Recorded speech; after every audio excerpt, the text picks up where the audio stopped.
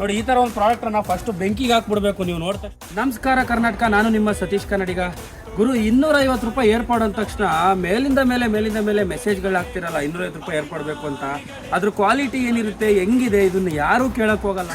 ಇನ್ಸ್ಟಾಗ್ರಾಮಲ್ಲಿ ನೋಡಿದ ತಕ್ಷಣ ಇಷ್ಟ ಆಗ್ಬಿಡುತ್ತೆ, ಕಮ್ಮಿ ರೇಟ್ ಅಲ್ವಾ ಅಂತೇಳಿ ಬುಕ್ ಮಾಡ್ಕೊತೀರಾ.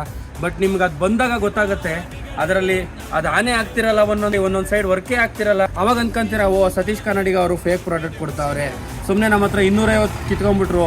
ಈ ಥರ ಎಲ್ಲ ನೀವು ಬೇಜಾರು ಮಾಡ್ಕೊಳೋದು ಬೇಡ ಅಂತಾನೆ.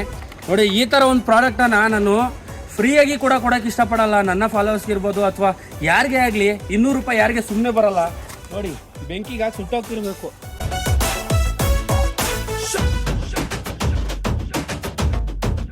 ನಿಮ್ಮ ಕಣ್ಮುಂದೆನೇ ನಾನು ಆ ಒಂದು ಪ್ರಾಡಕ್ಟ್ಸನ್ನು ಬೆಂಕಿಗೆ ಹಾಕಿದ್ದೀನಿ. ಆ ಥರ ಒಂದು ಪ್ರಾಡಕ್ಟ್ಸು ದಯವಿಟ್ಟು ಯಾರು ಕೇಳಕ್ಕೆ ಹೋಗ್ಬೇಡಿ. ಬೇಕು ಅಂದರೆ ನೀವು ಬೇರೆ ಆನ್ಲೈನಲ್ಲಿ ಬುಕ್ ಮಾಡ್ಕೊಂಡು ಮೀಶೋದಲ್ಲೋ ಅಥವಾ ಯಾರ್ದಾದ್ರೂ ಇನ್ಸ್ಟಾ